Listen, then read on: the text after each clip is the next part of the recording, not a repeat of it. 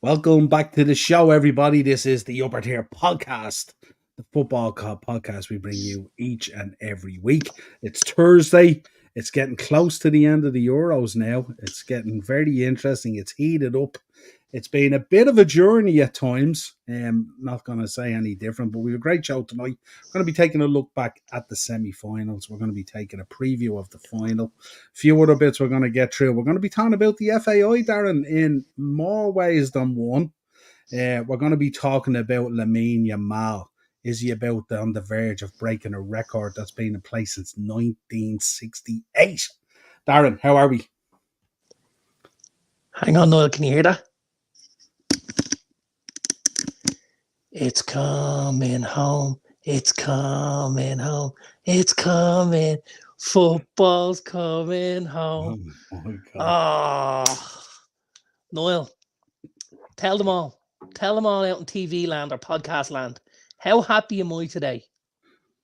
Well, I mean, you've been predicting it for the last month. You told me 3.5 weeks ago that you thought England would shithouse their way all the way to the final. So you've called it. You've called it exactly as it's gone. So I cannot deny. And don't tell anyone, Niall, but I'm a big England fan. You know that. I'm a big England fan. Yeah. And why not? I'm gonna get lots of heat for that, but I am a big England fan. You saw I had to have my fire extinguisher out last night in the WhatsApp group. Yeah, that was it. That was a hot place to be. The shield was up.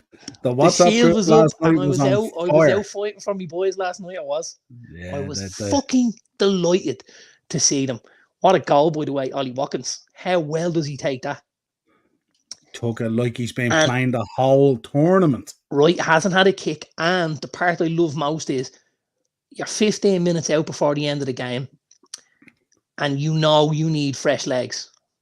Do you necessarily think he's going to be brave enough to take Harry Kane and Phil Foden off? Because I was sitting at home watching it and I says, he's got to hook Kane and probably Foden.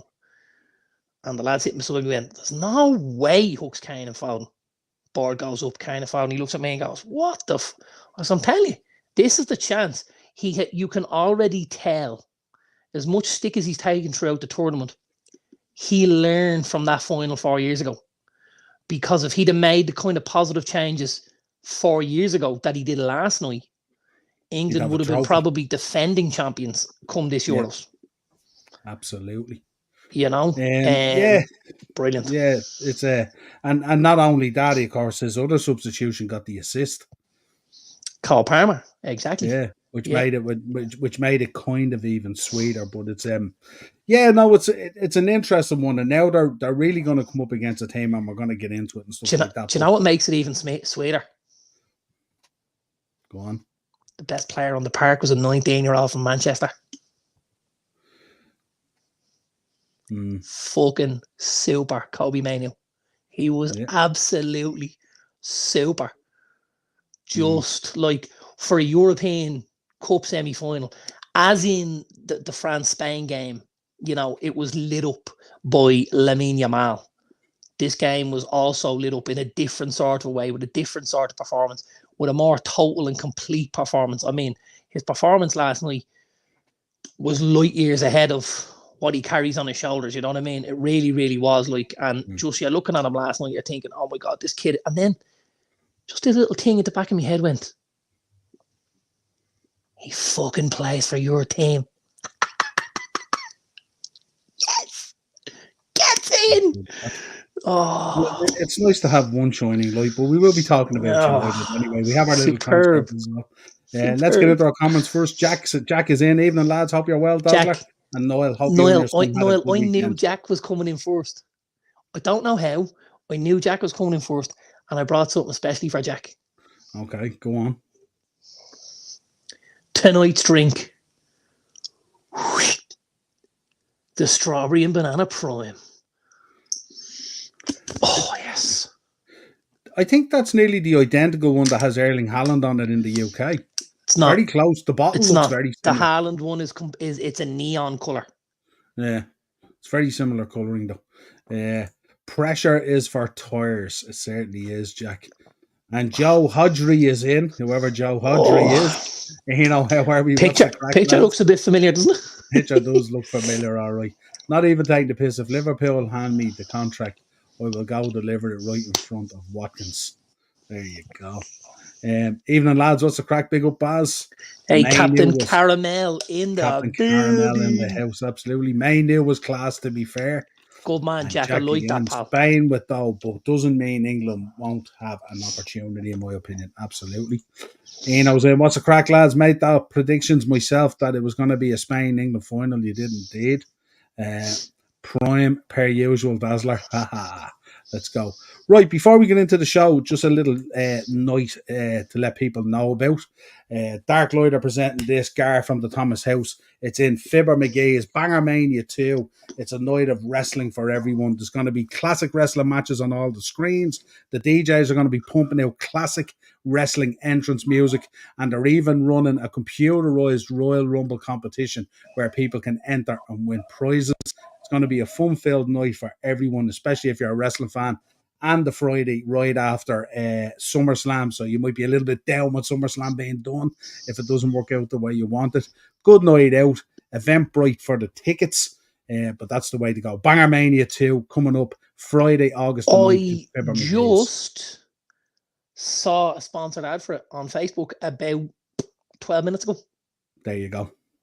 Yep, should be a good one. Should be a good one. Should be good crack. If you're a wrestling fan, it's good crack. Jack saying, what's the plan for the weekend? Mine is going to Liverpool with my mates and then watching the England game on Sunday. You going to Liverpool one, Jack, or where you headed to, pal? Going to Liverpool with my mates. We like Liverpool. Liverpool's a good spot now, isn't it? We do. It is a good spot. Indeed. Like Liverpool and Manchester. We're fans of both of them, in fairness. Two good spots. Listen, we're fans here. We're fans of getting away. Just getting away. Doesn't matter where it is. Don't tell anyone. Right, let's begin. Let's start. Okay, let's talk. Quick run cap down through the semi-finals. Give us your thoughts. Really, really disappointed with France. Just really, really disappointed with France. I think when you look at their squad, and obviously the other night you look at the front three and you think Ousmane Dembele, Kylian Mbappe and Colin Mouani, you think these guys are just they're going to try and blow Spain out of the water with this kind of pace and power running at them and stuff like that. They were so toothless. It was scary. Like when you're looking at guys like Antoine Griezmann and Olivier Giroud and stuff like that, and you're going, Jesus Christ, lads, these boys shouldn't be getting anywhere near this. Shouldn't be anywhere near this. They were a big letdown for me. Now, in their defence, I don't think Spain could have done anything any better throughout the whole tournament. I think so far, for me, they've been the team of the tournament. They've performed very, very well. They've scored goals. They've been exciting. They've created chances. I think the boys, Yamal and obviously Nico Williams, have been unbelievable. And then obviously that man at the top of the picture, Rodri, anchoring that midfield, just brings so much to a team. And we've seen it with Manchester City. We're seeing it now with Spain as well. I think I'm really looking forward to Sunday. I think that the second game was a good game. I thought Holland were decent in periods, but I just thought England dominated that midfield. I just thought Declan Rice, Kobbie Mainoo just got on top from very early and just did not let Holland get into the game. Like guys who'd had decent tournaments, Timo Reinders and the boy Shelton and stuff like that, who had good, solid tournaments, couldn't have a kick. They just couldn't get near the ball, because Rice and Mainoo anchored that midfield. It's going to be a completely different kettle of fish, obviously, against Rodri. But, I don't necessarily see England overly worried about what just Rodri does. I think it's what Spain are going to do as a collective, as a unit. But I wouldn't be surprised to see this be very, very tight on Sunday. I could easily see, extra time. You could easily see penalty kicks. Two good teams, two well-coached teams, and two teams that, neither one of them probably would be a bad winner. You know what I mean? I think both of them would be worthy winners in different ways. Spain obviously being the team of the tournament, And England, just the way they've kind of grinded through game after game after game and been very, very resilient at times, especially when you consider they weren't putting their best foot forward in a lot of games, you know? Yeah.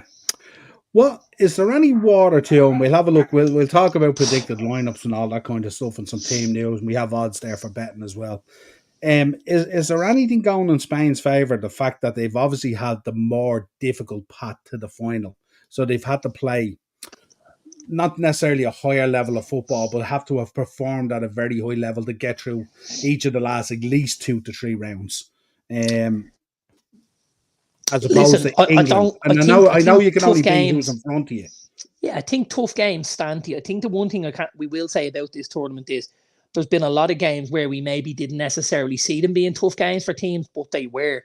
If you look back through a France, Belgium, very tight game, Slovakia, Portugal, Germany, Denmark, like there's a lot of these games that fell on a certain side that could have quite easily fallen on the other.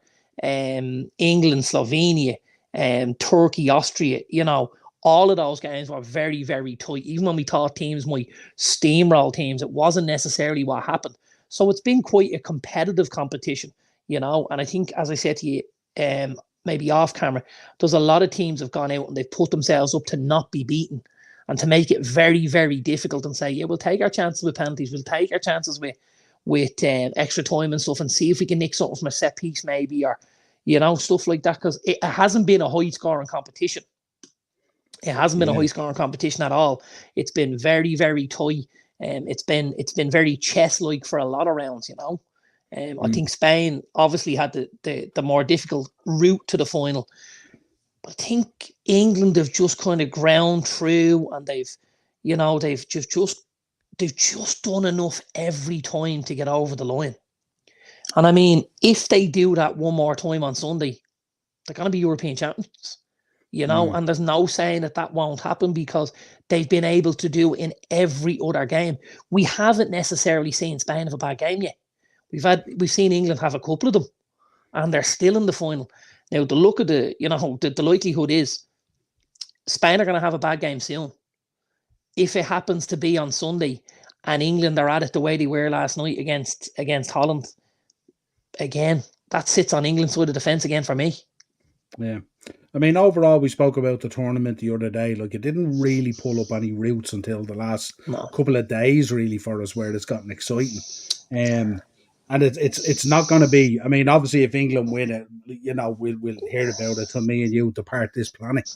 There's no doubt about it. And of course, Spain have kind of a rich history of winning tournaments and stuff like that, and all. So to them, I wouldn't say it's business as usual, but I think they'll celebrate it, but they wouldn't dwell on it as much, if you like. No, there's certainly a level of expectation there, isn't there? Yeah, but apart from that, and apart from the likes of Kobe Mainu and, you know, Gahey and Yamal and a couple of other sprinkling of, you know, sort of Turkey, Austria, Georgia, Slovenia, Slovakia, and that kind of thing, it's not going to be a tournament we're going to be looking on going, remember Euro 2024, you know, that kind of way. Absolutely not.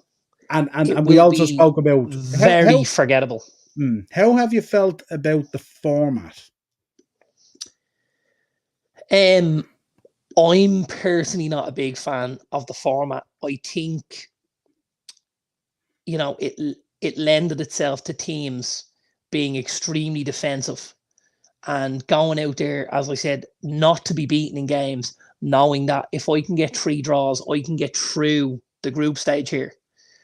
I don't believe you should be able to go through a group stage without winning at least one game. You know, if I win a game and I have a couple of draws and I get out on 5 points, that's fine. But I mean, we did see teams qualify with 3 draws.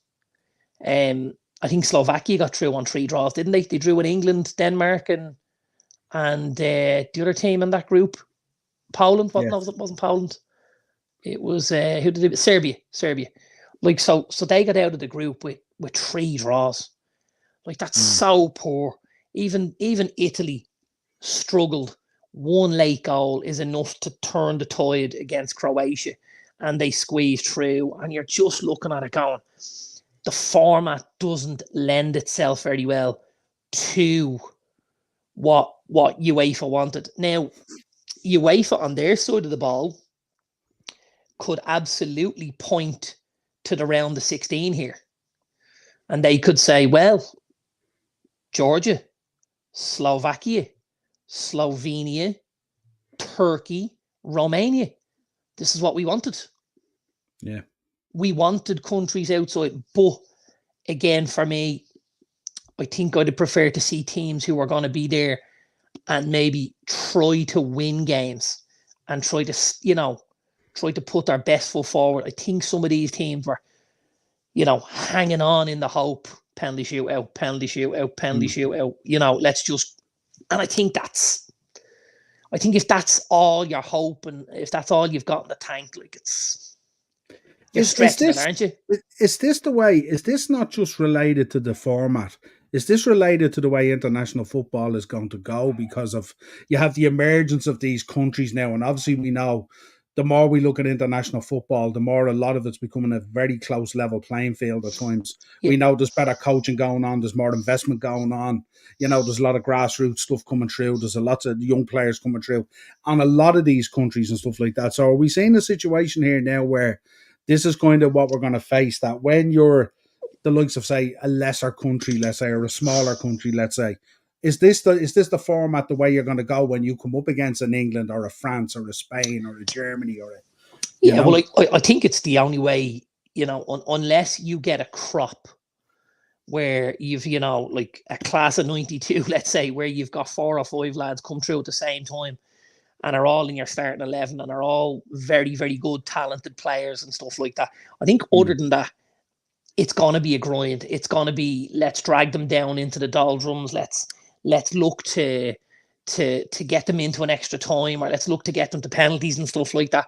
Like if you think back to Ireland all those years ago when we were playing in the likes of Italia 90 and stuff like that, and USA 94, we went out against teams like Italy to beat them.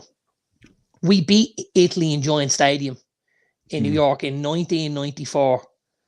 And I don't think other teams, say at this European Championships, went out with that kind of same belief and with that same kind of aggression to win a game. I think they went out to spoil the game. And like when you've got that in a competition, it does sour it. Like you could have easily looked at 4 or 5 of those teams that got to the last 16 and thought, is Mourinho in charge there? 4 or 5 of them. And thought there was 4 or 5 Mourinhos, because it was at times anti-football. It was men behind the ball. It was about being structured. It was, at times, it wasn't even 2 banks of 4. It was 2 banks of 5, just waiting on a team. Like England had situations in there. Obviously, they drew with Denmark and they drew with Slovakia, I think it was, where teams just sat in and went, break us down.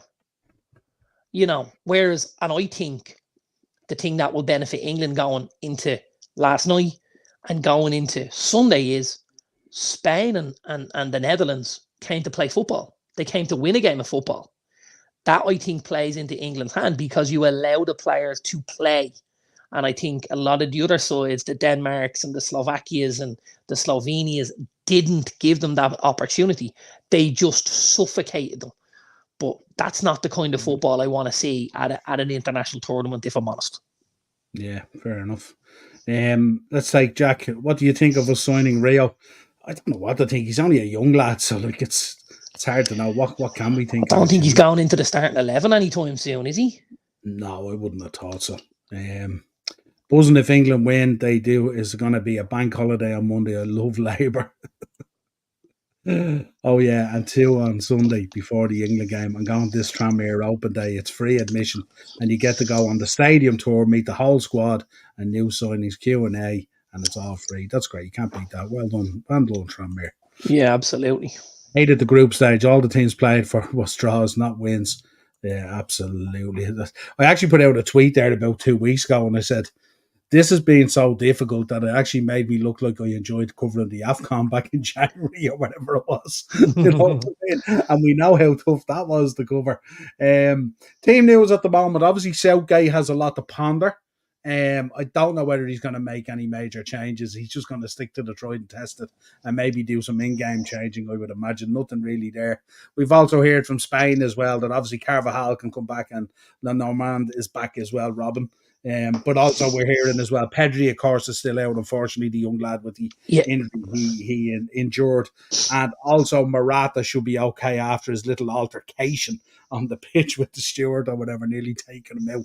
Absolutely crazy, crazy stuff. Predicted lineup, I'll give you Spain and then we can talk about England's one, obviously. So Simon, Carvajal, Normand, Laporte, Cucurella, Ruiz, Rodri, Lamina, Olmo, Williams, and Morata. We're not expecting any. I think Cucurella's been quite good. He has. I think there's been lots of good. I mean, if you look at across the back line, Simon has had very little to do. I think Carvajal, he gets to a certain level all the time. The Normand and stuff like that has been okay. Hasn't been amazing.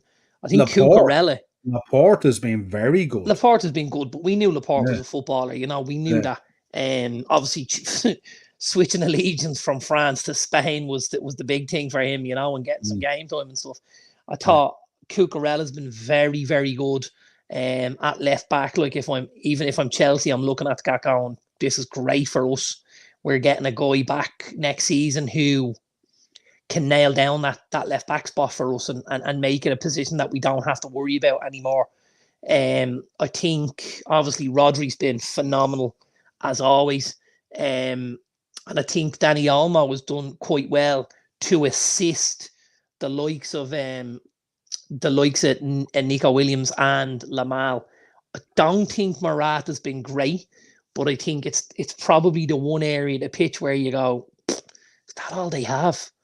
Like you're looking at Morata, and generally when Morata comes off the pitch, they're bringing on Joselu, who was at Stoke and Newcastle. And we know he went to Real Madrid and he got a little bit of game time there, but it wasn't, you know what I mean? He's now picked up the odd trophy. Picked up the odd trophy, and he's now headed to Qatar, to Al Kharafi for the next couple of years, So it's the one area of the pitch where you kind of think, geez, if the guys are... Did he score or assist in the Champions League final? I think he scored. He scored, didn't he? Yeah, it was just when you said it there. But this guy was at Stoke, and was struggling at Stoke, and got some sort of a move to Newcastle, and you're just like, he's been bang average, I think at times we've spoken about that striker position for a lot of teams, and it's been so difficult for them to go, that's the guy. Stoke, Newcastle, Real Madrid, Champions League, and potentially a Euros. Potentially a Euros, absolutely. Like, it's crazy. It's crazy. Better than that, does it?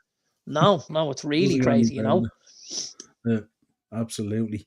Cucurella. I think what they're doing with Spain with him there as well, they're giving him a bit more of a freer role, aren't they? He's covering every blade of grass. He seems to be, when he's playing at Chelsea, he's quite shackled in his position, isn't he? He looks like the guy we all looked at Brighton and went, wow, he's up, he's down, he's up, he's down, he's up, he's down. So, listen, I think we know, obviously, if we're talking about the way that Maresca wants his fullbacks to play, I think he'll be looking right now at Marc Cucurella going, check, left back, done, Yeah. England. At the moment, it's looking like Pickford, Walker, Stones, Gahey, Saka, Mainu, Rice, Shaw, Bellingham, Foden, and Kane. Give me your thoughts. It won't be Shaw, it'll be Trippier. Okay. But it'll be identical to what started last night, which was Shaw will come off the bench, I think. Now, I think England are much better when Shaw's on the pitch because he brings that balance. But I don't necessarily think in the European Cup final he'll open Shaw up to that, especially when you think who's going to be playing on the right side for Spain, and it's going to be Lamine Yamal. So I think he'll go with Trippier and he'll go with Saka on the other side, and then obviously you'll have Walker and Gahey kind of sitting behind them as the wider centre backs, like they did last night. I think Gahey's been absolutely super for the whole tournament. He's done himself an awful lot of favours, and Crystal Palace, because I mean every performance he puts in, you just think there's under 5 million on his price, Absolutely. Really, really has. He's been phenomenal. I think Rice, again, has been solid, if not spectacular. He's a 7 out of 10 merchant every week, isn't he, really? He never kind of lets you down, but he doesn't regularly light the place up. But I mean, like, if you know someone's going to give you 7 out of 10 week in, week out, you're taking it all day long, right? He looked tired last night, didn't he? He looked like the season and the tournament is catching up on him a bit. Just looked a tad bit tired. I feel like there's a lot of players like that really do. Yeah. You know? I think when you're saying that second half last night, that's why he made the changes. Yeah. The Dutch were certainly getting on top in that second half and had much more energy. It's been a long season for a lot of these boys, I think the big thing for England, though, was when he decided to take Gallagher and Trent out and put Mainu in from kind of the third group game and stuff like that, where he started to feed him in. England have been able to kind of get the ball rolling then and kind of stuff like that. Because I don't think the Trent thing worked, and I don't think Gallagher is good enough to be in a midfield alongside a Jude Bellingham and a Declan Rice. Whereas I think with Mainu, I think when Rice sits and Bellingham wants to get forward like that, I think Mainu does really well as being the link between the two. When we're defending, he sits in, he blocks it off. When he gets the ball at his feet, he can drive, he can commit players and bring other players into the game. And I think when they found that kind of balance in that midfield triangle, we started to see them get the best of themselves. I think the one thing I would say for England is, I think, like, so far we've seen very little of Harry Kane as a goal scorer, as a threat and stuff like that. And I think, like, if you're going into a game like Sunday, I think that there's been a massive speculation about Kane and about his state of fitness and stuff like that. And there's obviously rumours going around there's a back injury and stuff like that. He's been looking at it since the Champions League and stuff, and he's just trying to get through games and stuff. I said it after the first game that he's playing injured. He looks like it, yeah. And I mean, that also holds the likes of in England back, because if I look at last night, if you play that game from the very first minute with an Ollie Watkins who can go in behind and get Stefan de Vrij or get Virgil van Dijk turned, I don't know if the game gets as deep as it needs to. Do you know what I mean? I don't think Holland are in that game to the last kick of the ball the way they were last night. So that's something Southgate, probably needs to look at, and maybe, I don't imagine he's not going to start with Harry Kane on Sunday. But how long do you wait before you freshen it up? If Harry Kane gives you an hour, and it's not the hour you need from him, it might be time to go, right, we need Ollie Watkins here, or we need Ivan Toney. Maybe you need somebody to physically rough Spain up rather than just go in behind. You know what I mean? Yeah. And like, they've got options there. They've got the options. We know Toney can do a job. We know Ollie Watkins can do a job and stuff like that. There's so many guys even on that bench that we haven't had a look at all. Adam Wharton in midfield. Anthony Gordon's barely seen minutes there as well. Jared Bowen has hardly seen a minute. So, like, England still have an awful lot to come off that bench. I think he's brave, but I don't think he's that brave. Absolutely, and I can get that. Yeah, I can understand that completely. But I think it'll get to 60, 65 minutes, and if you haven't seen the best of Kane, I think he'll pull the trigger pretty quickly. Yeah. You can't afford to carry these guys now. You're up against the best team on that side of the draw. Absolutely. You're not going to get away with what you've gotten away with already. You just won't. No. They will punish you, and you can't suffer fools. Already, I mean, it's great that they've created history as well. I mean, it's the first final on foreign soil that they've reached England. Yeah. So that's pretty impressive. But now they're going to go and get it done, His World Cup and European Cup record is phenomenal. It really is. He's at 2 finals, a semi-final, a quarter-final, and another quarter-final, I think. Like 2 quarters, 2 finals, and a semi in 5 major competitions. They haven't won a trophy. I get that completely. But, I mean, think of how many countries would have taken your hand off for that kind of thing. Do you know what I mean? Yeah.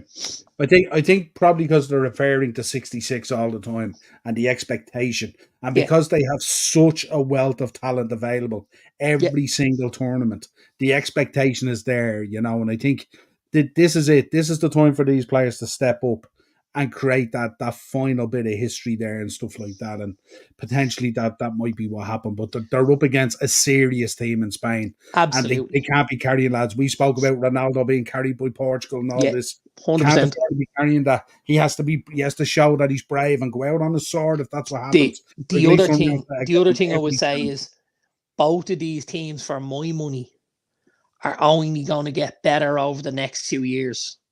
So when we get to the World Cup in 26, these will absolutely be two of the favourites for the competition, you know? Absolutely, 100%. Jack Sass and Niall Daz, are you going to KSI fight in Dublin? Hang on, Jack. Just let me see. Is it out in the back garden? Yeah, it is. Hold on. The only way either of us are going to that fight is if they're supplying us with a lifetime supply of Prime. I'm just closing the curtains. KSI's in the back garden. Wearing a Scottish What shirt. a fucking shy hawk he is. Jesus Absolutely. Christ. Um, we talk about UEFA a lot and stuff like that, but I want to give them a little bit of props tonight. Apparently, 935 million coming out of this Euros is going to be invested in the hat-trick program. That's going to filter down into clubs, regenerating stadiums, and all that kind of stuff. Accumulated, it's going to be 2.6 billion into projects across the continent. So that's pretty impressive. They're big figures, money that can be really well spent and stuff like that, and has been already trickling down from improving international stadiums all the way down into pitches and all that kind of stuff, and also really good. So sometimes we have to give them their props. Obviously, at times we talk about and stuff like that, but Provided it makes its way into the right avenues and channels, I yeah, would say, well done, lads. mm. That's a terrific job. The fear would be it's gonna find its way into some fella's pocket in a suit. Well, so And far they had you know, they had statistics up of what they've already done with it and stuff like that. So, and it looked pretty impressive. I didn't gather all the notes on it and stuff like that, but glad to let's see that. hope it's true. Yeah, absolutely. Let's hope it's true. I want to talk about this man, Lamine Yamal. There's your Yeah. 10 youngest Euro scorers. And down the bottom, of course, we have Petro Van Anastasi, Lanten, who Rooney, the- Sanchez. these are names you'll remember, of Yeah. course. Uh-huh. Dragan Stojkovic, Yeah. Patrick Kluivert, Christian Shevu, the name Well, of him, Christian Kivu, Kivu. and Patrick Kluivert, don't Mm, forget, had scored against Ireland in the playoff at Anfield to knock us out to qualify the Dutch for Euro 96. mm. He put two into the cop end, if I remember rightly. Yeah, that was a tough night. That was a tough night. But this Three. boy, Lamine Yamal, Yeah. has the opportunity to rewrite history from 1968 and become the youngest goal scorer in a final. The last one was Petro Anastasi, as you can see down the bottom there. He was 20. It's also Yamal's birthday on Saturday, where he turns 17. So it's so impressive, isn't it? This kid is just unbelievable, isn't he? Yeah, absolutely. He's going to be the poster boy of European football, I would imagine, for the next 10 years. He really, really is. If Spain win this tournament, I can't see anyone other than Lamal being given the player of the tournament. I think, he's been sensational. I think for a number of the group games and maybe the first couple of knockouts, we were like, when's he going to score? When's he going to score? Because he was doing everything but scoring the goal. And of course, we get to semi-final time and he stands up and he puts it into the top bin and just, wheels away like I do this every other day of the week. And it's scary to look at. Like, I have a 16-year-old son. Like, my Andrew will be 17 on the 1st of December. So he's going to be 17 this week. So July, you got August, September, October, November. He's 5 months older than my son. And like, I could never imagine him doing what this kid is doing. And that's not anything on Andrew. That's just how unbelievable it is for a kid of this age to be able to do this on a world level and to be able to just take the ball and run with it. It's phenomenal. It really is. Do you know the way we often talk and we go, will we ever see a Messi or a Ronaldo again? Yeah. You know, and we always revert back and we go, will we? This was just an amazing time.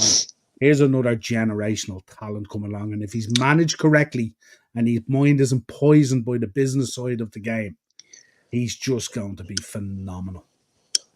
I just wanted to check something here. Because I know he doesn't score lots of goals, but if Kobe Mainoo scores on the weekend, he will also break that record. Interesting, isn't it? So because he is 19 years of age. He won't be 20 until April of next year. So we have plenty of layers of jeopardy in this final. Very good. Yeah. I like that. Great. Nice that you checked that. I like that. Very good. But I thought I'd put this up. It was interesting because I loved reading down the names as well and stuff like that. And I mean, obviously, like it's funny when you look at it, right? Because okay, if you start looking at the top, Von Lanten didn't light the world up in the end. Wayne Rooney did. Renato Sanchez didn't really light it up. Stojkovic, again, we saw a bit of it. We didn't necessarily see to the levels. Kluivert lit it up. Christian Kivu was very good. Ronaldo was obviously Ronaldo. And if we look at also from this tournament, the boy Arda Güler, the Turkish lad, he's been phenomenal. And again, 19 years and 114 days. How good is this kid gonna be? Yeah. Is Lamal taking Messi's spot and is Güler taking Ronaldo's spot at Real and Barca? Is this the next wave Ballon d'Or for the next wave? Yeah. It's great though, isn't it? Oh, it's phenomenal, you know, because we've been so fortunate to live in a time where we've got to see Messi and Ronaldo. Yeah. And to have that opportunity to see two more ballers coming through like that potentially with the world at their feet, if they could just keep their head and their mindset in it properly, it's going to be absolutely phenomenal. I'm hoping they're getting advised by the right people. Right, let's talk about, I wanted to talk about this man. We have an Ireland manager. We have an Irish dentist. So, Darren, you should be on to him. We should be on to him straight away. Let's get the deal done. You know, he's being hired 650,000, so 100,000 higher than Stephen Kenny. We knew that the lack of attraction of this job was down to the wedge. It was definitely down to the wedge, and we knew it all along. The money simply wasn't there for the kind of name that the fans would want. But in saying that, I even think this is levels below where we would have thought. Like, we had names like Roberto Di Matteo, Gus Poyet, Ole Gunnar Solskjaer. We had all these names thrown about. And to end up where we've ended, John O'Shea, to end up where we've ended up, I think there's so much at the door of the FAI right now. And I think this is such a bad appointment. And this, by the way, just in case anyone thinks I don't want them to do well or I don't want, the guy to succeed. That's absolutely not the case. Nobody would be happier if they were wrong. But I just don't see how you motivate a group of footballers with somebody like this at the head of the table. Do you know what I mean? I just think it's very, very difficult. I think if you look at a John O'Shea, he goes in there, he commands a certain amount of respect. He's played for the greatest manager of all time, Alex Ferguson. He's won absolutely everything there is to win in club football. He's a capped by Ireland over 100 times, represented his country at World Cups, European Championships, and then you have the smiling dentist from Iceland. This is fucking laughable. It's laughable. Apparently, the talk coming out was, Don't say. did you hear this? Well, he was the number one candidate all along. He was their man all along, apparently. That's the talk. That's the talk. And yet, listen, if they gave it to you, they were going to say, he was our number one man all along. This is the guy we wanted. Now, what they're failing to tell you is, this is the guy we wanted all along. This week. But we couldn't get him because he was employed by Jamaica. And we only managed to get him out of Jamaica because they went to the Copa America and got their arses handed to them, right? And got dumped out at the group stage without picking up a point. Stick to bobsleigh. What are you messing around with football for? Unbelievable, man. This is... And we spoke all season about this now. I didn't shed one tear for Mikel Antonio. Just saying. Not one single tear. Just putting that out there now, right? Right, this is what he had to say. Right, we'll go down through it. It is an honour to be appointed head coach of the Ireland senior men's national team. That's a mouthful. Ireland is rightly a proud footballing nation which has constantly produced talented players and enjoyed many memorable moments at major international tournaments. We have a young and exciting team that has genuine potential. I am looking forward to working closely with the players to help coach and guide them towards improved performances and results, ensuring we qualify and compete at major tournaments on a regular basis. Now, this man has a 17-month contract, by the way. Just putting that out there. He's the guy we wanted. We've chased this guy for months and months and months. And we're going to give him 1 year and 5 months. He's basically getting a tournament. Oh, God. Fucking hell. Finally, I am also looking forward to getting to know the people of Ireland and in particular the wonderful fans of Irish football. It is my responsibility to coach, prepare and develop our team as best as possible to deliver results on the pitch and to make our supporters happy and proud. Mark Canham also commented, the FAI Director of Football. We are thrilled to announce Hemer as our new head coach. Earlier this year, we identified Hemer as our number one candidate whose capabilities and experience aligned with our criteria. That's interesting looking at Jamaica, isn't it? So, certainly looking at how we've been playing, it did certainly align all right, yeah. Not only does Hemer have significant experience at international level with 2 different countries, but crucially he also has a track record of qualifying for major international tournaments and taking teams up the FIFA World Rankings. It was also important for us that we recruited a head coach who was this head coach manager thing. It's just going on and on and on, isn't it?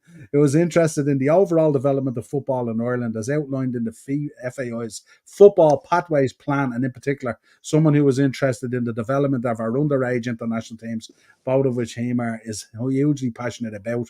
I also want to thank and pay tribute to John O'Shea and his staff who have guided the team through recent friendly internationals, preparing the team impeccably, creating a brilliant environment for the players and achieving positive results on the pitch. So now we're comparing what's happened at Jamaica and we look at that last paragraph there on John O'Shea.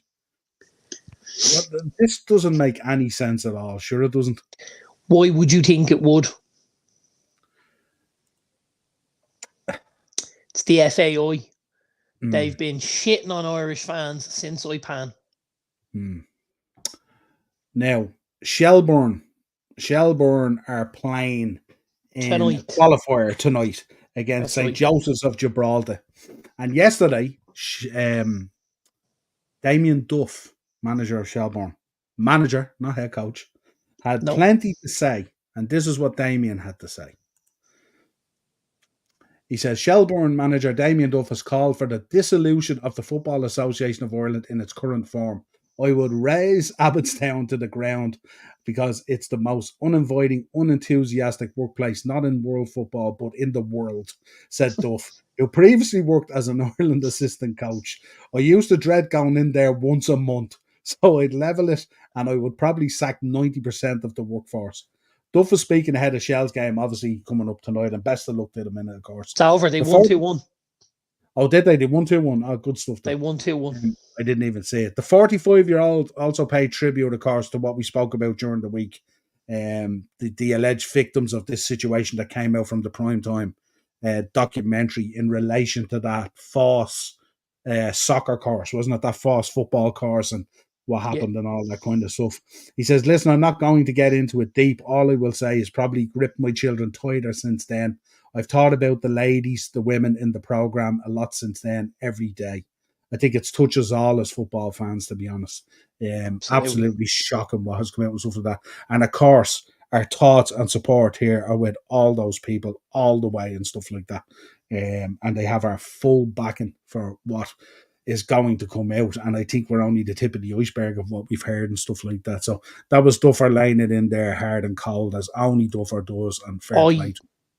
I think the first thing is, we're both fathers and we both have daughters. If we thought anything like that was going on with our daughters, there'd be lads crawling for the rest of their lives. We'd be doing time. Absolutely. Just, and as you said, we back those girls and we back the action that's going to hopefully come down the line to rectify the situation and stuff like that. The one thing I will say is, and I spoke about this, actually I spoke to our friend Morris about this yesterday. I'd have given the job to Duff.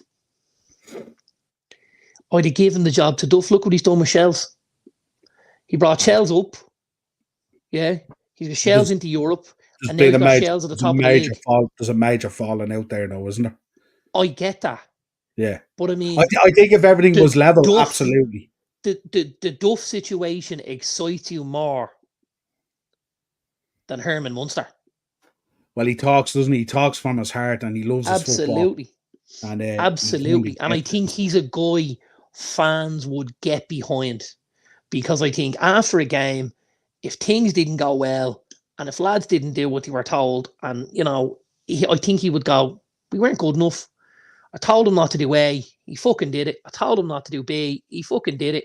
And that's why it's here. But I'll hammer them on it and we'll be better next time. And they would. Because I think he's open and he's honest like that.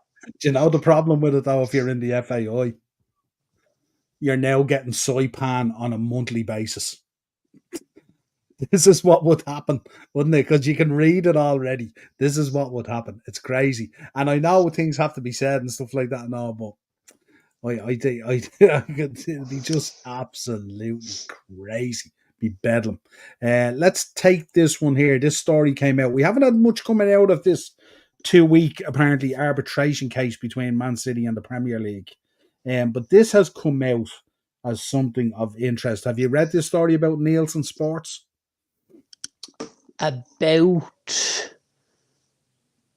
No, I haven't. Nielsen Sports basically are the crowd that have been enlisted to go through all the deals, the fair market stuff for associated deals. Right. But Man City are arguing the point that Nielsen's have a track record. They're involved. I think that they said they were involved in Formula 1 and World Athletics and all this kind of stuff. So they're a fairly, reputable body, if you like, But Man City are making the point that apparently Nielsen's have a vested interest in other Premier League teams, and they're pushing it out there that there would be, let's say, a conflict of interest. Right. And I don't know where that lies, and I haven't heard anything else coming out of the arbitration. What I did find, though, is that Newcastle, Chelsea and Aston Villa have been standing with them in solidarity with City. Newcastle and Chelsea and Aston Villa, both owned by Middle Eastern investors. All that region. Yeah. It was interesting. It was just. Isn't it mad? The sheikhs all stood together on that boat. Isn't it mad? Yeah, very interesting. While I thought the I'd put it out there. Yanks all stood on another boat. Yeah, Like yeah, you couldn't yeah. write this shit, could Have we you? gone back? Have we No gone back to way. the early 90s? Is Is Bush this about to be 9/11 made? all over again? Is Bush about to be made president again, or something like this? Is What's one of these going lads on going here? to end up on the back of Yeah. a plane carrier wrapped in fucking? What Oh did you my make god! of the what did you make of the story yesterday? Amanda Stavely exiting the building and the other partner Well, in there in Newcastle. the only thing about it was it was written into the initial agreement, yeah, that 3 years in they would relinquish their shares and an exit stage after they had gotten the football operations up and running and stuff like that. So it's not necessarily something we didn't know was going to happen.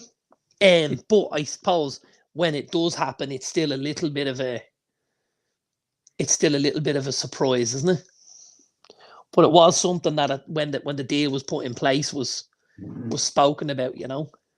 You know, when I read it yesterday, do you know what I saw straight away and what I thought straight away? She could do with someone doing her Botox a bit better. Or just stop doing it. Or what I was really thinking was, we played our part getting you through the fit and proper test. Off you go, boys.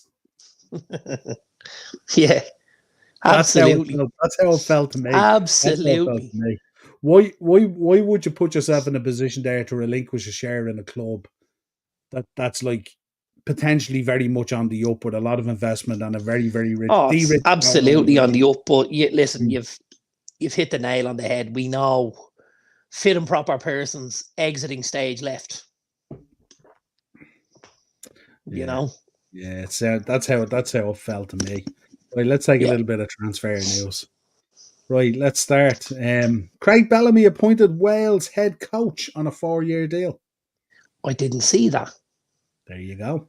Very good. Hmm. Very good. Yeah, Thoughts? that's it's his first head coach role, isn't it?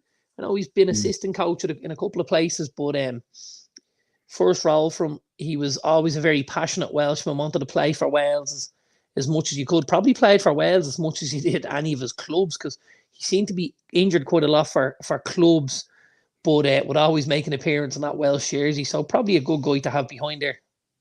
Hmm. Absolutely, and a guy who doesn't suffer fools gladly either. No. There we go. We just spoke about this, the FAI coming out and apologising to female former players who have spoken out. I just think it's a shame these things take so long to be dealt with, and it just destroys So people's lives. it's another stain on the FAI's copybook.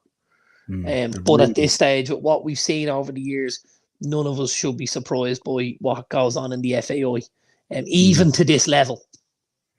Mm. Do you want to share your alleged theory on this in relation to why we hadn't got huge funding for a future for our manager? Remember we spoke about it Well, yesterday? yeah. Listen, I made the point that I imagine a huge portion of that Sky money that was supposedly for the manager is now being kept in lieu for compensation.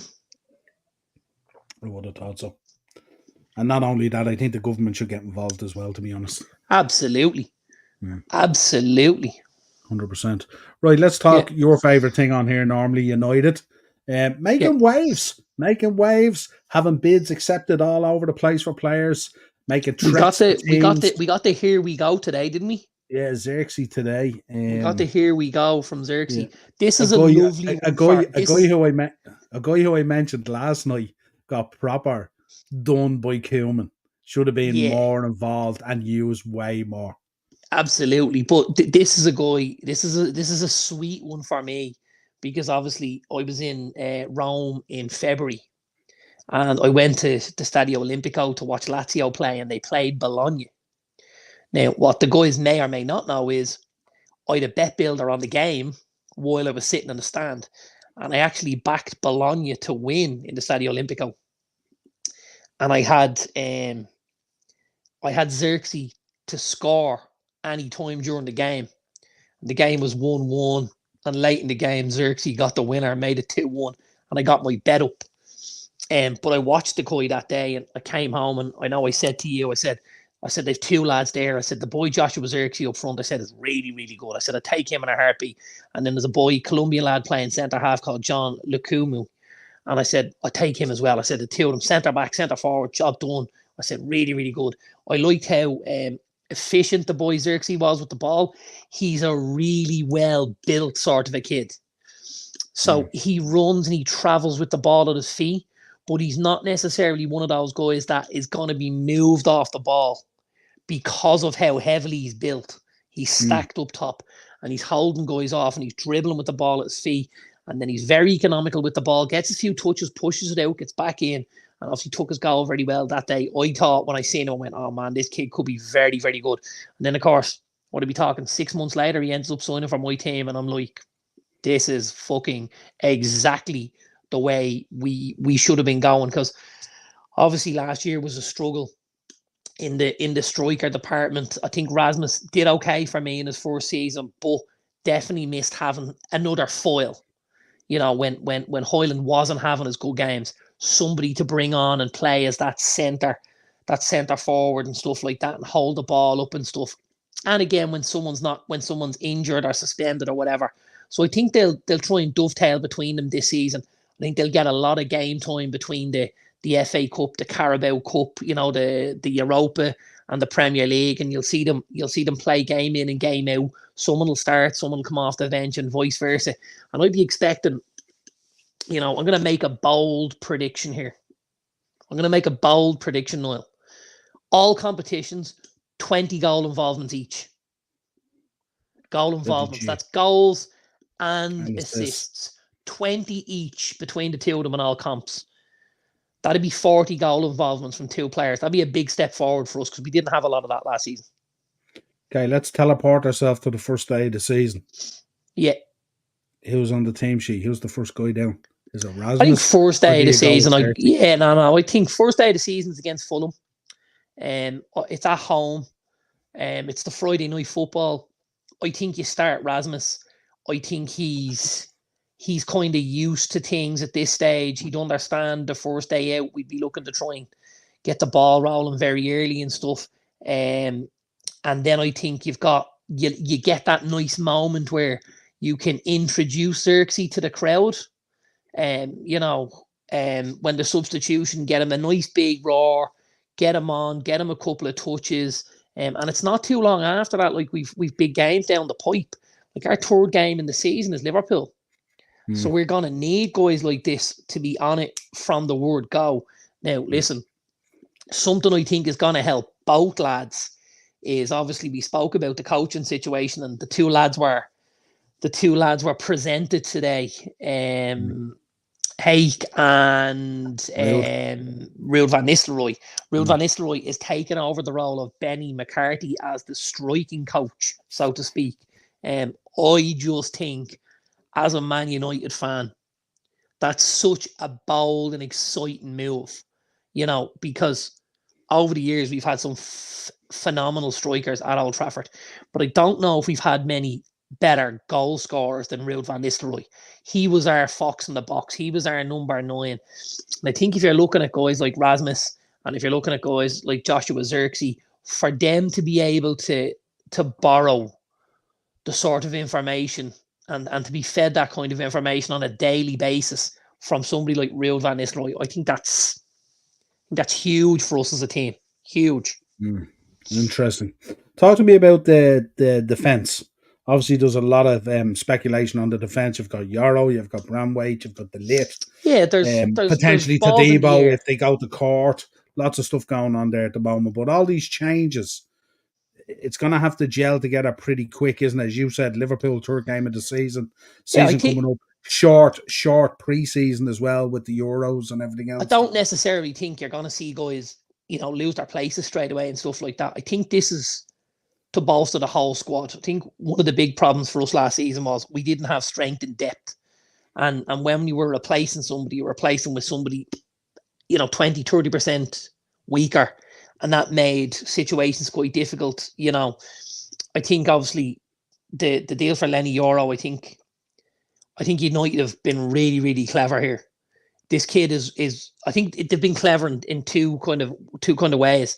One, this is one of the most highly sought after centre backs in European football. He's basically all but agreed to join Real Madrid next summer. But United have gone in with a bid, and Lille are now saying to him, listen, you're here since you're 8, 9 years of age. We need something as you leave the building. We need to keep the wheel turning for this club. So we need you to exit for this kind of a fee so that everything keeps turning. And, the kid Euro, he has a little bit to answer to, I would say, there, after spending maybe 10 years at a club. And it's also a little side note to Everton to say, we've got something on the table here. If we come back with round 3, the bids for Brandtwaite, you need to start putting your hand on the envelope and slide it back across the table for yourself. Because if you slide it back to us and we exit the building, you're left with this kid. Now, I don't know what Everton's finances inside out. I don't imagine Everton can turn down, 52 million rising to 60 for Jared Brandtwaite. I don't believe they could. So he's still my first choice. Yeah. Brandtwaite's still my first choice. I suppose I could have only one of those 3, that's where I would be going. I suppose the fear with Euro is if his heart and his head is at Real Madrid, Absolutely. but he's forced to take the move to United. Is an Angel Di Maria situation? Yeah. Is he really going to commit there in terms of he'll go in there for 2 years and then, ruckus happens and it's like, I want out of here. I'm going to Real Madrid, and this kind of thing. And at that stage, then you're looking at Real Madrid. You've got the likes of Militao and all who will be 2 years on from where they are and all that kind of stuff. Are you really just putting in the foundation work for Real Madrid, or it's as you said, probably that's why Brandtwaite is the one really to go for, because he wants to go to United, he wants to play in the Premier League. He's very open. He's not talking about Barcelona or Real Madrid and stuff like that. So no, and the Lit's probably your last choice, isn't he? There's a funny thing with the Lit because, like, for me, he would be the last choice of the 3 lads. But, and I don't know if you've heard this or not, there's a petition been put in place by the Bayern Munich fans. Did you hear about this? Yeah. There's a petition been put in place with the Bayern Munich fans, and they've asked the club to turn down any bids, and they've told the club that we feel like he's the best centre-back we have, and we don't think he should be sold. Now, which probably is correct. This has gathered a lot of momentum, So if I'm looking at that and I'm United, am I also thinking, well, if this guy is our 3rd choice and he's, we talked about these 1, 2, 3, here's your 3 options. Eric will give you any of them 3, and Ten Hag is saying, I'll take any of them 3, that's fine by me. Even if the Ligt is your 3rd choice and you're looking at Bayern and the fans trying to go, no, don't touch him, don't take him out. Like, I'm still getting someone out of somewhere to bring him in, which is what you want, as opposed to you're available because nobody wants you type your situation. Do you know what I mean?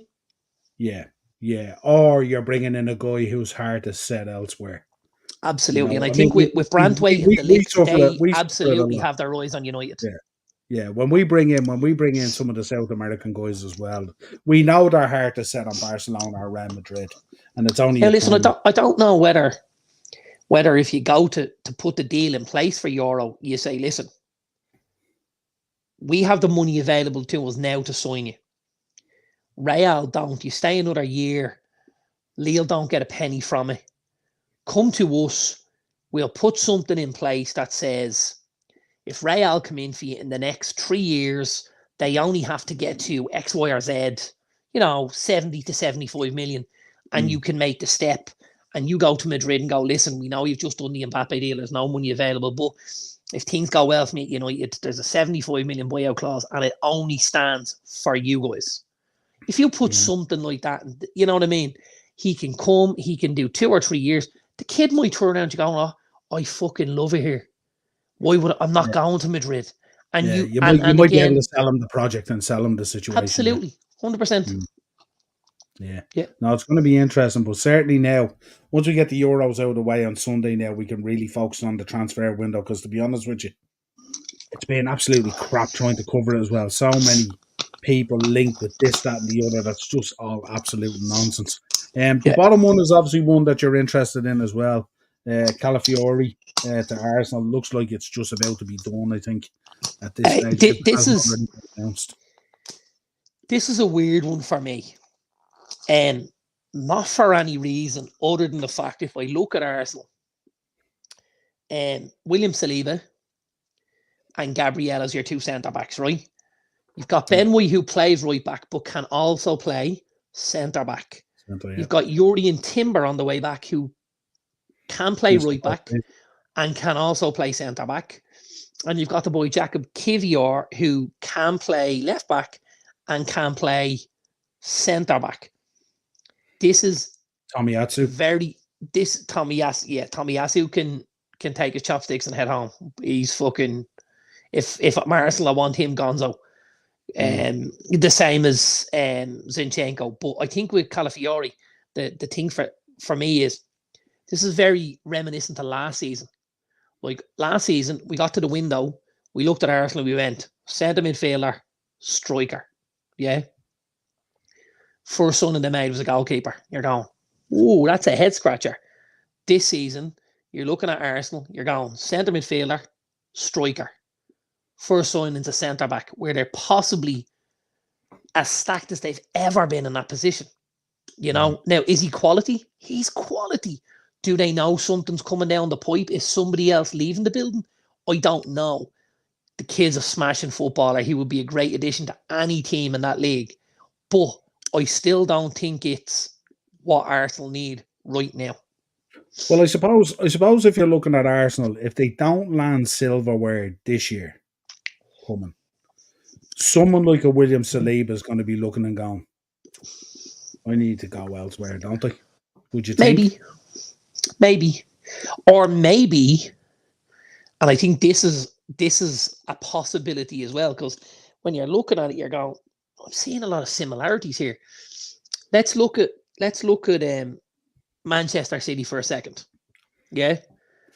So at times this season, we've seen them play Stones as the right back, Aki as the left back, both centre halves, alongside Ruben Diaz and Manuel Akanji, right? So they've gone in with 4 centre backs and played them across the line.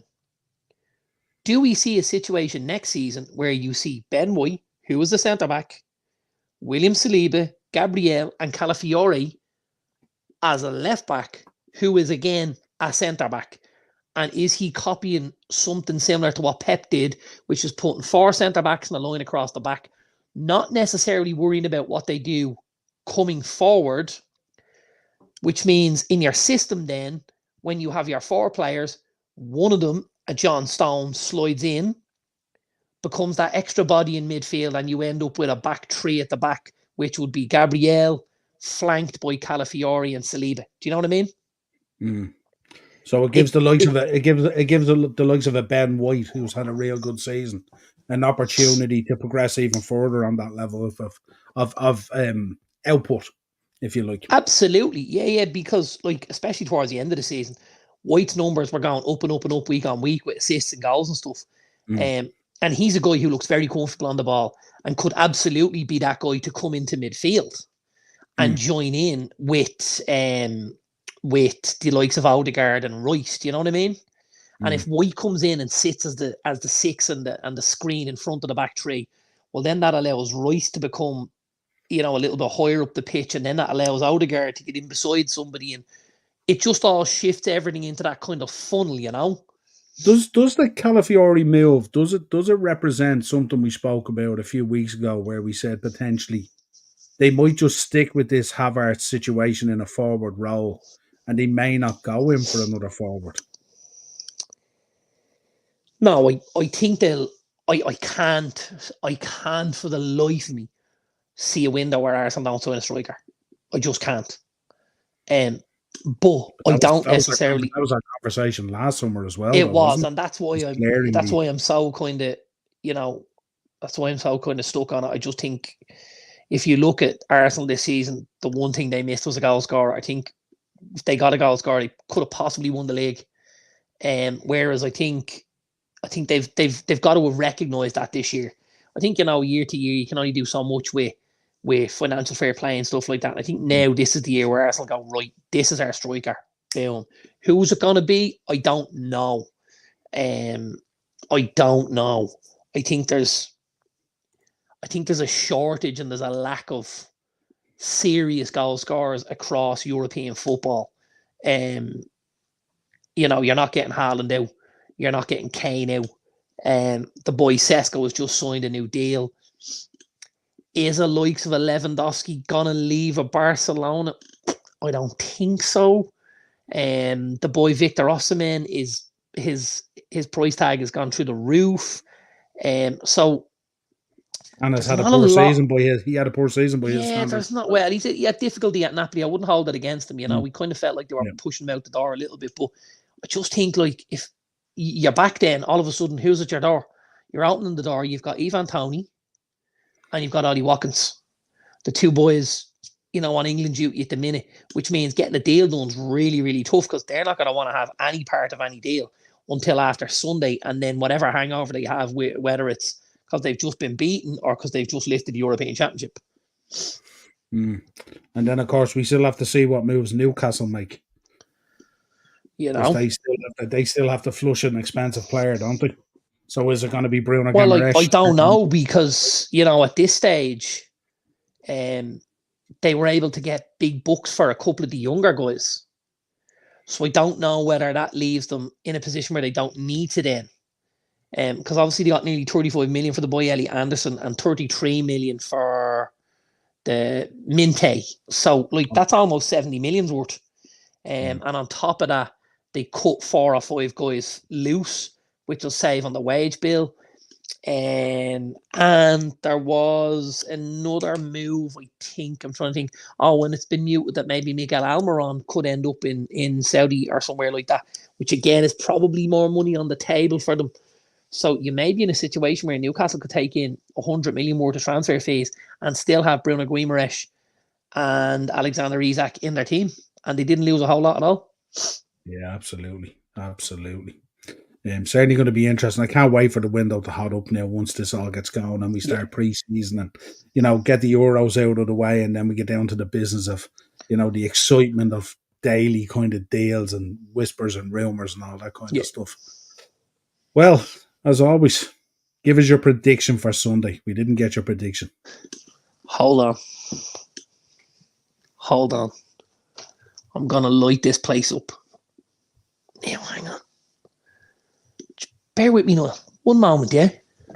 Yeah.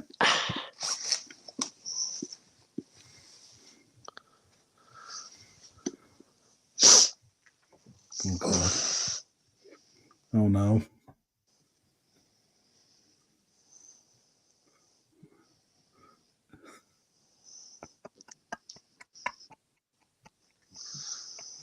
Oh, God. My God. Oh, my God. I should have known. Just to prove it's mine. Just to prove it's mine. And what also might prove it's mine is... Well, I believe it because it filled the screen.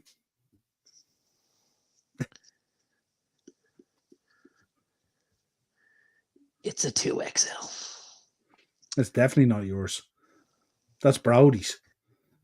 I thought you should have hung it up behind you. I thought you would have hung it up behind you in a hanger. That's the England jersey. Yeah. You never know. You could get a Trent free kick to win it. A la Beckham. Imagine. I'll tell you what. I'll do. If Trent puts one in the top bin to win it for them, I'll put that green jersey on again next week. You're gladly have my Man United. No. I'll put that green Liverpool jersey back on me next Thursday night with Trent on the back of it. There you go. You'll have to wear it backwards. You'll have to wear it backwards. Have Trent on the front. Yeah, that'd be cool. There you go. I had to dig that out for you now. I know that came out of a sack somewhere, all right, yeah.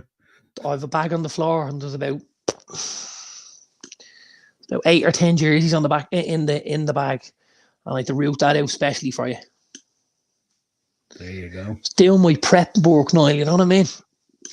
Tell you, you're a braver man than me on our WhatsApp group, that's for sure.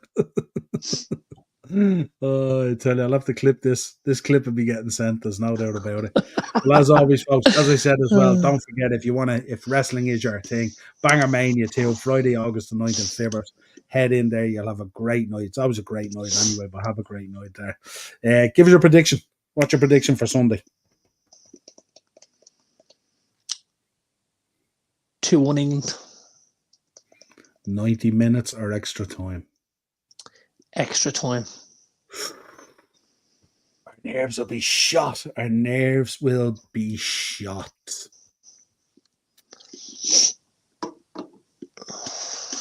Looking forward to it.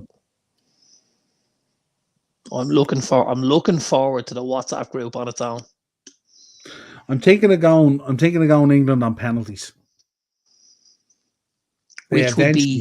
They eventually have to come out the right end of a penalty shootout for a bit of silverware. I absolutely loved Bukayo Saka scoring the penalty the other day in the shootout after 4 years ago. I loved it. I just think we know what happened when they got home. Wasn't the cleanest pen of the 5 either. No. But I mean, to step up there, you've got big fucking watermelons. Like after 4 years ago, himself, Rashford, and Sancho all missing, and what went on afterwards with the racial abuse and stuff like that. I think to put yourself in a position where that could be what you go through the next morning as well, you've got to be a special kind of a character. And I think that says an awful lot about the kid. And like, it's been a long time since I cheered a penalty going in as much as that kid's. I have to tell you, for that reason, I just thought when he stood up, I said, you know what? I said, just fucking bury this kid. Just bury it. And bury what happened 4 years ago with it. And he did. And fair play to him. Well, I have to say I was very impressed with my boy Trent. Stepping up, could have been set up to fail there and absolutely buried it as well. And I tell you what I was really impressed with, our boy Ivan Toney with the 5-a-side penalty. One step back, and he's hawking the keeper over. I thought, again, Kane would have been a spot kick taker. And he takes Kane off and he brings Toney and Trent on. And you're going, Jesus, Gareth, this is fucking nuts. And the two boys, up they go and absolutely hammer them home. Trent's was a great penalty. It's a great penalty. Little did we know we had 5 penalties and all 5 of them. They were all 5 different penalties. Yeah. In every way. And it was very, very cool. I don't know whether I thought about this afterwards. Because obviously you probably seen the Jordan Pickford bottle. And, fake left, go right, and take the left, all of this, right? And I'm thinking about that, and then something just comes across my mind, and I go, why doesn't the manager tell them where to hit the penalties to? And take the pressure off the player. Do you know what I mean? Like, if you get to a situation where you're stepping up for the first penalty, and you come to me and I'm the gaffer, and I say, you're going straight down the middle under the crossbar. Okay. The next guy goes up. Where am I going? You're going low to the keeper's left-hand side. Okay, great. Then you're only asking them, don't forget the professional footballers, you're only asking them to hit spots. Do you know what I mean? Yeah. But you might be also asking them to do something that's quite out of their character as well. See, I don't know. I think they can do a whole lot more than we give them credit for. And I think by asking them to do a certain thing, you're almost challenging them and you're saying, this is what I want you to do. Now, we know footballers, right? Footballers want to always be able to go, see what I can do. Look what I can do. Do you know what I mean? I just don't know whether you want to add to that in the guy who's taking the spot kick, because he's already a mountain of pressure on him. And then to actually you take everything out, because all you tell him is put it in that spot. And if you put it there and anything else happens, it's on me, not you. I alleviate you of everything. It's a thought. Yeah, no, it's definitely a thought, all right, yeah. Absolutely. But yeah, we look forward to it Sunday, 8 o'clock. our WhatsApp group will be lit.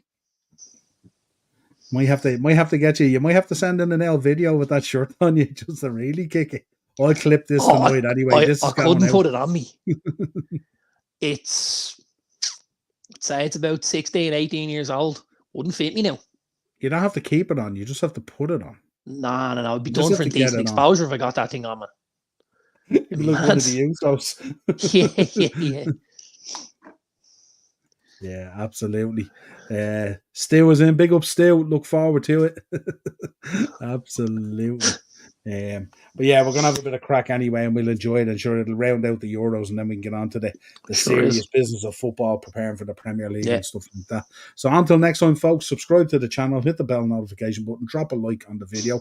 As always, we appreciate our two guys in the comments as well and in the chat. Absolutely. And we will talk to you again real soon. Enjoy the Euros. May your team, who you want to win, deliver for you, whoever it is. And of course, 2-1.